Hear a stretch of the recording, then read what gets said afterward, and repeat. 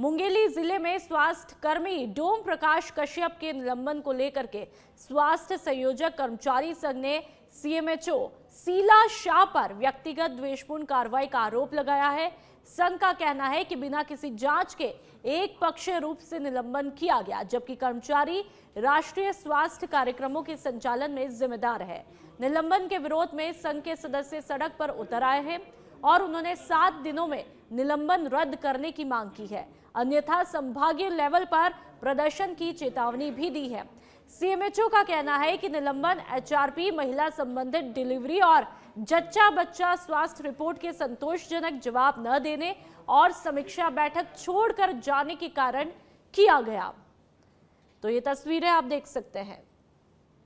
देना सीएमएचओ का काम है, जवाब देना कर्मचारी का काम है। सिविल सेवा आचरण अधिनियम 1965 और 66 के तहत कर्मचारी को जब तक 3 बार नोटिस नहीं दी जाती, उनके तीनों बार के जवाब संतोषप्रद नहीं पाए जाते, जब तक उनकी विभागीय जांच जिसको डिपार्टमेंट इंक्वायरी नहीं होती है, डिपार्टमेंट इंक्वायरी में जब तक उनको जांच में दोषी नहीं पाया जाएगा, उनको चार्जशीट मतलब आरोप पत्र नहीं सौंपा जाएगा और आरोप पत्र के बाद जब उनका जवाब नहीं लिया जाएगा, जवाब को जब तक वो साबित नहीं करेंगे कि आप ये यहाँ पर दोषी हैं, तब तक वो उनपे सस्पेंशन, निलंबन या बर्खास्तगी कार्रवाई या इंक्रीमेंट रोकने की कार्रवाई, दंडात्मक कार्रवाई नहीं कर सकते। वही की हुई है। चूंकि मेरे संस्था में 3 कर्मचारी कार्यरत हैं, 3 कर्मचारी के होने के बावजूद भी मुझ पर अकेले उसने नोटिस जारी किया और 2 कर्मचारी पर नोटिस जारी नहीं किया और नोटिस जारी के पश्चात मैंने 2 दिवस पश्चात मैंने जवाब दिया और 2 दिवस पश्चात उसने उसको समान धारक नहीं मानते हुए उसने सीधा मुझे निलंबन कार्रवाई किया है। नहीं, अभी तक तो नहीं किया। मेरे आने से पूर्व उस पे एक आरोप लगा था कि उसने नहाते हुए अपने स्वास्थ्य कर्मियों का ही, जब ये लोग पिकनिक पे गए थे, उसने एक वीडियो वायरल कर दिया था, वो मेरे आने से पूर्व।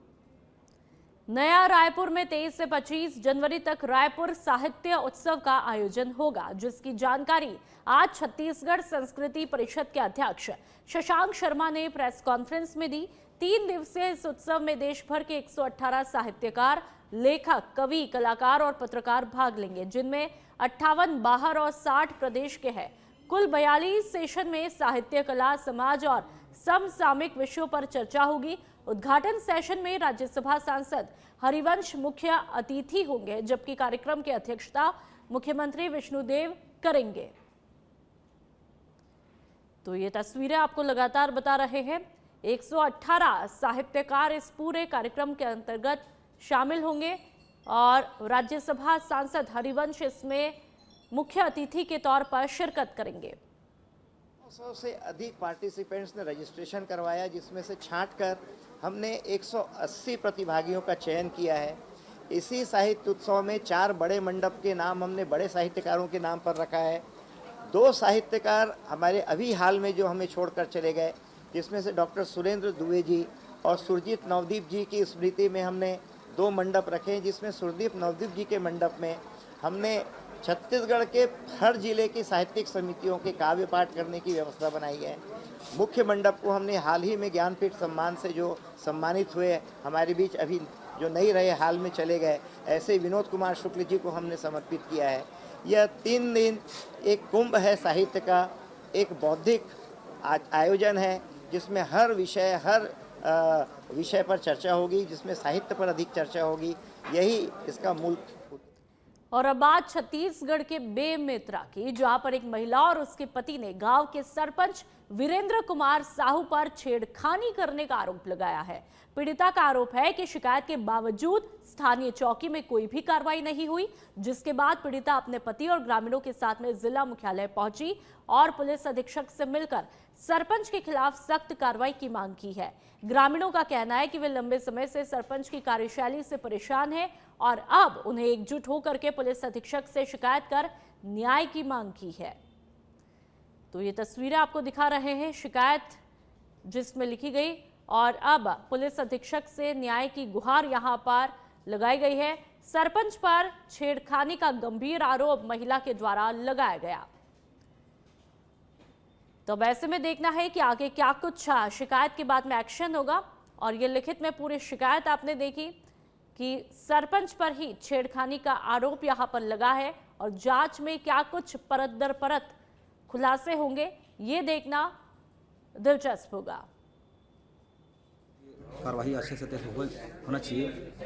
और थाना में तो गए एक बार 2 बार गए, होत बोलते कार्रवाई होत नहीं है। हम एसपी साहब मेरा आए, कलेक्टर साहब में भी आए हैं। अभी एसपी साहब थोड़ा व्यस्त है, थोड़ा रुको बोली थे, जब मिलना है बाद में बोली थे तो रुके ना। बीरेन साहू वो करे सेड़ साड़ी करे है मैडम, सुबह 9 बजे पूछे तुम्हारा आदमी कहाँ है। मैं कि तुम्हारा आदमी पेट्रोल पर गए है ऐसे के तो बोलत रही से मर्डर उडर कर दूँ, मर्डर केस का बहे कर दूँ ऐसे की बोलत रही से।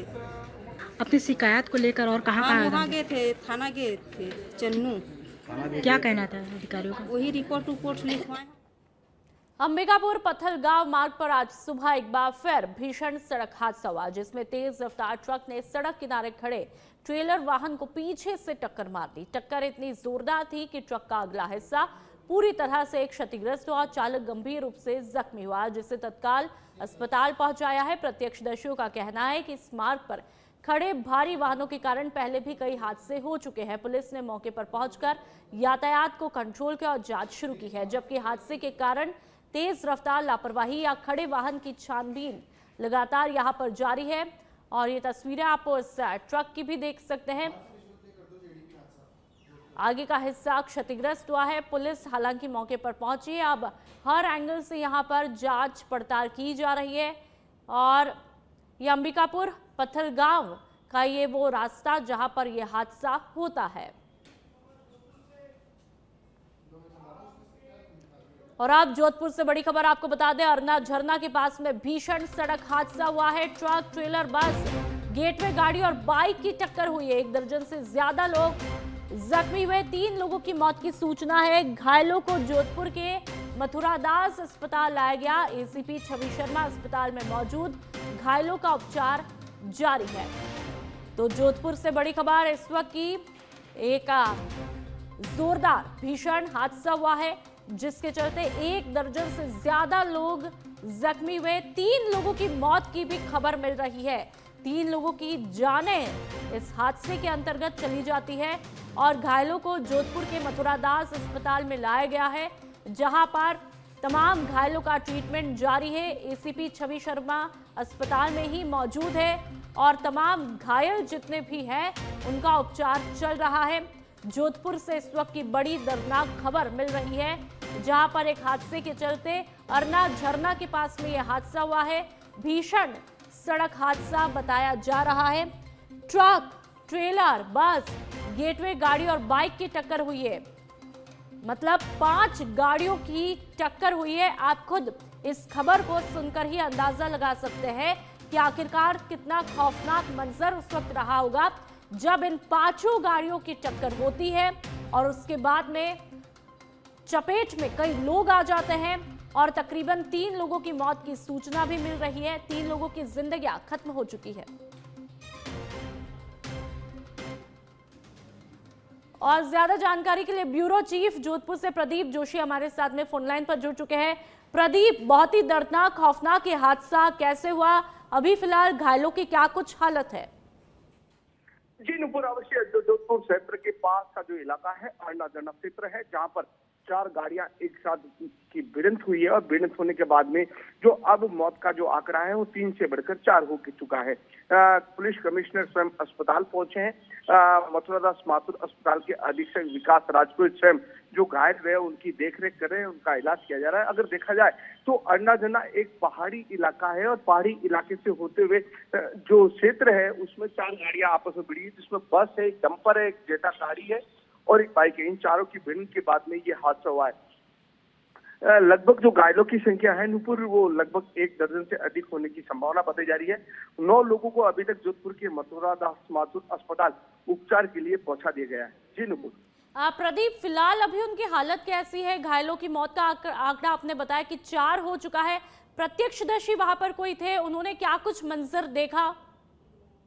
जी नुपुर, अवश्य जो घटनाक्रम है, जो बस आ रही थी, जो मोड़ था उसी ढलान के मोड़ के चलते सामने से जो डंपर आ रहा था उसी डंपर की गति से आपस में भिड़े और उसी दरमियान पीछे से जो गाड़ी आ रही थी, जेटा गाड़ी थी, वो भी उसके अंदर घुसी और बाइक सवार था वो भी गाड़ी के अंदर घुसा है। जो अगर देखा जाए तो भिड़ंत है, काफी भीषण भिड़ंत हुई है, जिसके चलते लगभग 2 दर्जन से अधिक लोग घायल हुए हैं, जिनमें से 9 लोगों को अभी तक अस्पताल पहुंचा दिया गया है और उनका उपचार जारी कर दिया गया है। बिल्कुल प्रदीप, आप लगातार बता रहे हैं, आंकड़ा आपने पेश किया है साफ साफ कितने लोगों को अस्पताल में एडमिट कराया है, और लगातार तस्वीरों में भी हमने देखा कि एम्बुलेंस जो है वो लगातार पहुंच रही है, और दर्जन जो आपने आंकड़ा बताया वो भी आपने बता दिया है।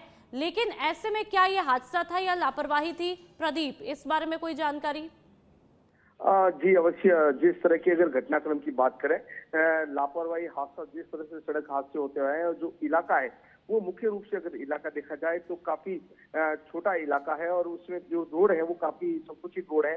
तो जो नामों की संख्या है वो भी हमारे पास आ चुकी है, जिसमें से जो काफी लोग हैं उनके नाम और उनकी लिस्ट जो इस वक्त उपलब्ध हुई है। मैं नाम बताना चाहूंगा मेरे दर्शकों को, जो इस समय सच पे सड़क पर जो ये तस्वीरें देख रहे हैं, उनमें से जो घायल है उनके परिजन अगर इन तक पहुंचना चाहते हैं, सूत्र लेना चाहते हैं, तो उनके लिए भी ये नाम है इस तरह से दिए गए हैं। जो लालू भाई हैं, उम्र है 45 वर्ष। वहीं पर दूसरा नाम जो है पिंडवाड़ा के जो निवासी हैं, और वहीं पीरू भाई हैं जिनकी उम्र 25 वर्ष बताई है, वो भी पिंडवाड़ा के बताए गए हैं। काफी लोग इस बस में सवार थे। मोगरा के कुछ निवासी हैं, वीनू भाई हैं। लगभग अनुमान लगता है 5-7 परिवार के लोग हैं जो इस एक गाड़ी में ही सवार थे। जी। और तमाम गाड़ियों के चालक की क्या कुछ हालत है प्रदीप? कुछ चालक घायल हुए हैं जिनको अस्पताल लाया गया है, और जो अभी मैंने जो फोटोज में दिख रहे हैं जिनमें 4 लोगों की मौत हो चुकी है, उनका भी जोधपुर के मथुरा मोर्चरी में रखवाने का प्रयास किया जा रहा है। जी प्रदीप, सभी लोगों के परिजन जो है वो पहुंच चुके हैं, पुलिस अधिकारियों का क्या कुछ कहना है जो वहां पर मौजूद है?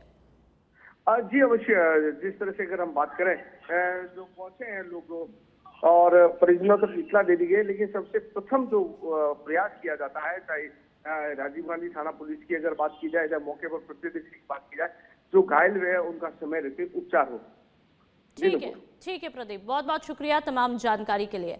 तो जोधपुर में बड़ा हादसा हुआ है, तकरीबन 4 गाड़ियां जो है आपस में टकरा जाती है, भीषण टक्कर, भयावह हादसा, खौफनाक मंजर, जिस किसी ने भी वहां पर देखा दिल दहल गया, और ये तस्वीरें आप देखेंगे तो शायद आपके भी रोंगटे खड़े हो जाएंगे। मौत का आंकड़ा 4 हो चुका है और कई दर्जन लोग जख्मी अवस्था में है, दर्द से कराते हुए अस्पताल पहुंचे जहां पर उनका ट्रीटमेंट जारी है।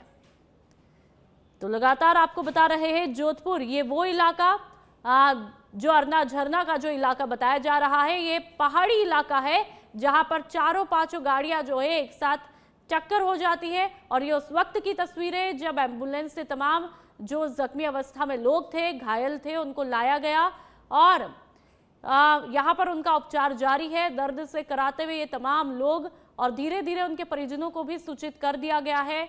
और ऐसे में जो आपको तस्वीरें हमने दिखाई सड़क हादसे की, ये गाड़ियों की तस्वीरें आप देख करके ही अंदाजा लगा सकते हैं कि कितना खौफनाक मंजर रहा होगा। जिन जिन लोगों ने अपनी आंखों से इस हादसे को देखा, दिल दहल गया, रोंगटे खड़े हो गए। और देखिए, बस का आगे का हिस्सा पूरी तरह से चकनाचूर हो जाता है।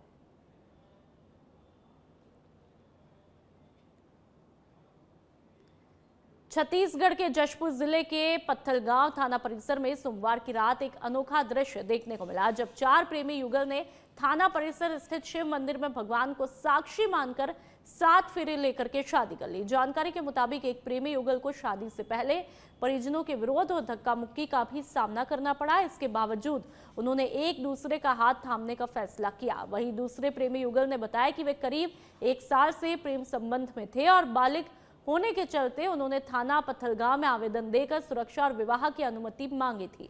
शादी के दौरान पुलिसकर्मी साक्षी बने और थाना परिसर में मौजूद लोगों ने नव विवाहित जोड़ों का आशीर्वाद भी दिया। तो ये तस्वीरें आप देख सकते हैं जब जीवन साथी के रूप में ये तमाम जो नवविवाहित जोड़े हैं वो भगवान भोलेनाथ के चारों तरफ परिक्रमा लगा करके शादी की जो रस्में होती हैं वो पूरी करते हुए दिखाई देते हैं। परिवार वाले तो नहीं मान रहे थे, जिसको 3-4 साल से मतलब जान परिचय था, अपने चाहते थे। तो आप थाना परिसर के मंदिर में थाना परिसर हम लोग मंदिर शिव जी का है, वहाँ शादी किए हैं हम लोग। आप लोग खुश हैं? खुश हैं। किसी हम दोनों बालिक हैं और हम दोनों यहाँ शिव मंदिर को साक्षी मान करके हम दोनों ने शादी की है और हम आगे चलकर भी मतलब कि खुशी साथ से बिताएंगे। इसमें किसी का कोई दबाव था आपको? इसमें किसी का कोई दबाव नहीं है, हम दोनों अपनी मर्जी से जो है शादी कर रहे हैं।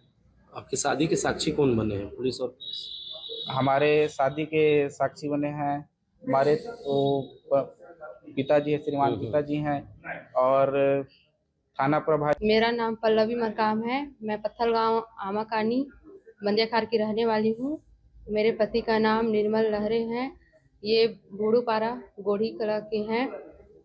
हम लोग का प्यार 1 साल हो गया। हम दोनों अपने नाबालिग होने के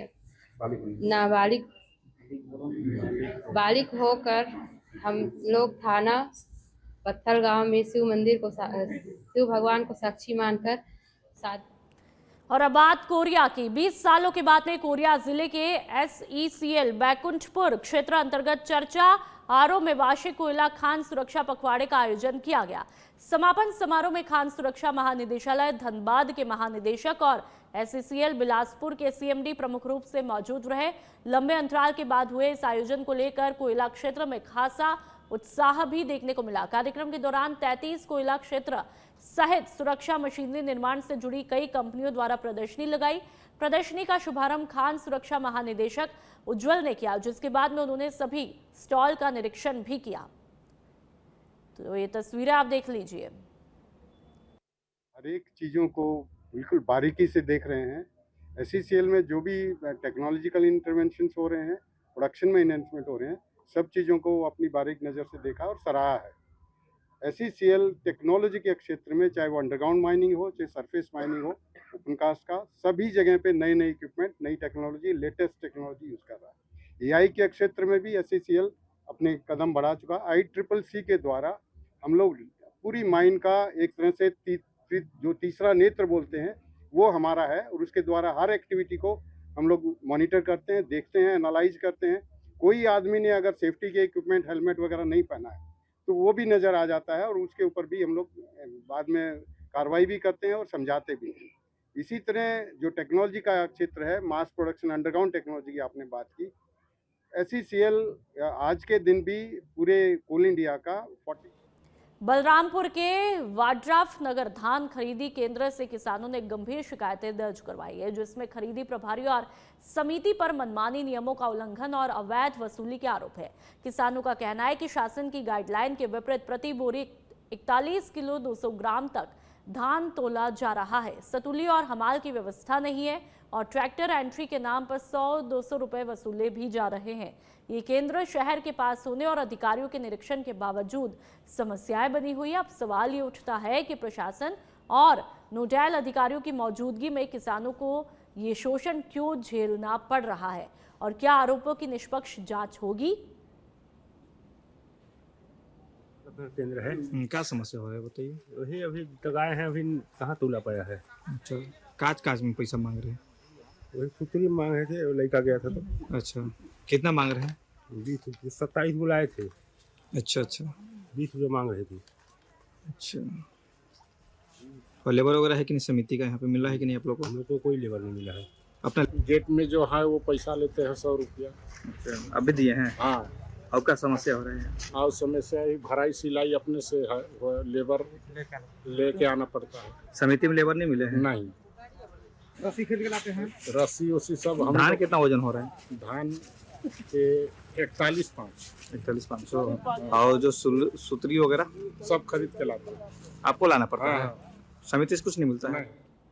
राजनांद गांव के ठेकुआ प्राथमिक शाला में शिक्षक की लगातार गैर हाजिरी और अनुशासनहीनता से बच्चों की पढ़ाई प्रभावित हो रही है। शिक्षक ने मेडिकल अवकाश के बाद बिना सूचना छुट्टी ली, विषयवार पढ़ाई बाधित हुई और परीक्षा नजदीक होने के बावजूद बच्चों को पढ़ाई का मौका ही नहीं मिल रहा। इसके अलावा शिक्षक पर शराब के नशे में स्कूल आने और बच्चों के साथ में बदतमीजी करने के आरोप भी है, जिसके चलते उसे पहले भी 2 बार सस्पेंड किया जा चुका है। ग्रामीणों ने हफ्ते भर पहले ज्ञापन दिया था, लेकिन कार्रवाई नहीं होने पर आज फिर जिला कार्यालय में ज्ञापन सौंपकर सुधार की मांग की है। तो ये तस्वीरें आप देख लीजिए। शराब में माफ कीजिएगा, स्कूल शराब पीकर के आने पर पहले भी एक बार यहाँ पर इन्हें सस्पेंड किया गया है और एक बार फिर से ये मामला देखने को मिला है। ज्ञापन यहाँ पर सौंपा है कार्रवाई के लिए। हम लोग ग्राम ठेकुआ प्राथमिक शाला ठेकुआ से शिकायत मतलब शिक्षक के प्रति शिकायत लेकर के आए हैं कि वो छुट्टी लिए थे आज 5 दिन का, उसके बाद अभी तक 10 दिन और हो गए, अभी तक उपस्थित नहीं हुआ है और बच्चों के साथ उसका व्यवहार प्रति ठीक नहीं है। वो ये सब चीज़ इसीलिए हम लोग शिकायत करने कलेक्टर में 10 दिन पहले और दिए थे, उसके बाद अभी तक कोई कार्यवाही नहीं हुआ है, इसलिए हम लोग जन दर्शन में भी आए हैं और हम चाहते हैं कि उसके जगह में दूसरे शिक्षक नियुक्त किया जाए और हमारे ग्राम ठेकुआ में पढ़ाई के लिए अच्छे बेहतर बच्चे हैं लेकिन कोई शिक्षक नहीं, इसलिए स्कूल के प्रति और पालक लोग भी आक्रोशित हो गए हैं, इसलिए हम लोग कलेक्टर से मिल। धान खरीदी के अंतिम दिनों में जिले के संवेदनशील केंद्र जिल्दा में गड़बड़ी चरम पर है। किसानों से तय मात्रा से ज्यादा धान खरीदा जा रहा है और 2024-25 के पुराने बोरों को नए सत्र का बताकर लिया जा रहा है, जो कि सीधे मिलरों से आकर के फिर वही लौटाया जा रहा है। ये खेल प्रबंधक की मौजूदगी में हो रहा है, लेकिन जब सवाल उठते हैं तो वह अनजान बनने की कोशिश करता है। किसानों के साथ में नियमों की खुलेआम अनदेखी हो रही है और जिम्मेदारों की चुप्पी सवाल खड़े कर रही है। अब प्रशासन पर दबाव है कि वह इस संवेदनशील केंद्र पर कब और कैसे कार्रवाई करता है। 40 किलो तो बताइए कौन बोला है? अब ओकर नाम ला कौन ला बताओ, लेकिन मैनेजर का चेला है। लेबर बन के आए हूँ, 41 समिति है ना, उनके द्वारा किया गया है, भरा रहा है। तो लेबर तो यहाँ समिति को देना चाहिए, तो आप लोग नहीं देते तो हम क्या करें? समिति न जाने, सरकार जाने, शासन जाने। किसान ने आरोप लगाया है कि 41,200 दे रहे हैं और 2024-25 का बाद दाना भी लोग लेके आए हैं, कहाँ से उपलब्ध हुआ है? ये हमें नहीं मालूम, बाद दाना के विषय में हम नहीं बता पाएंगे। जिम्मेदारी आप पे है, प्रबंधन यहाँ का आपको देखना है, आप कैसे इसके बोल सकते हैं कि मुझे इसके बारे में जानना नहीं? तो किसान बाद दाना जो लेके आ रहे हैं उसके विषय में मैं क्या कहूँगा, वो अपने बैग से लेके आ रहे हैं धान। इसमें बोला गया 24-25 का बोरा जी जाता है तो उसे रिजेक्ट करना, तो आपके यहाँ तो आ रहा है। नहीं तो हम अभी उसका भ्रमण तो लगातार कर रहे हैं, जो नजर में आ रहा है उसको रिजेक्शन में डाल रहे हैं हम लोग। आप बोल रहे हो कि मुझे नहीं पता, सारे किसान बता रहे हैं कि आपके कहने पे पुराना बोरा में 41 किलो और नए बोरा में 41,200 किलो। नहीं, 41 किलो के अंदर ही हम ले रहे हैं, 41 किलो 200 ये गलत है। किसी किसान को हमने 41 किलो 700 लेना है। 41 किलो 700? ये 40 किलो 700 लेने हैं। 40,700 लेने हैं। कह रहे हैं कि प्रबंधक के द्वारा कहा गया है। नहीं, ये गलत बात है। कौन किसान है भैया के हम? नहीं, ये गलत बात है, हमने किसी को नहीं बोला है। पुराना बोरा में कितना और नया बोरा में कितना? तो अभी बताएं कि 41 किसमें? पुराना बोरा में। पुराना बोरा में। और नए बोरा में 200। 41,200। ये कौन बताया है? अरे तो कहाँ? समिति वाले। समिति वाला कहाँ से आए हैं? गरियाबंद से बड़ी खबर, सर्चिंग पर निकले जवान की खाई में गिरने से मौत हुई है। गरियाबंद के अमामोरा ओट की तरफ बाइक से सर्चिंग पर निकले थे जवान। सुबह जवानों के साथ सर्चिंग पर निकले थे। सर्चिंग के दौरान यह हादसा हुआ। सीआरपीएफ 65वीं बटालियन का ये जवान था। खाई में गिरने से मौत हो जाती है जवान की। सर्चिंग पर ये जवान निकला था और उस दौरान खाई में गिरने से जान चली जाती है। बेहद दुखद। सुबह जवानों के साथ सर्चिंग पर निकले थे और उसी दौरान यह हादसा हुआ। और ये देखिए, ये तस्वीरें आप देख लीजिए, जिनकी मौत हुई है खाई में गिरने से। ये वो जवान और सीआरपीएफ 65वीं बटालियन का ये जवान बताए जा रहे हैं और ऐसे में ये दुखद हादसा इनके साथ में होता है।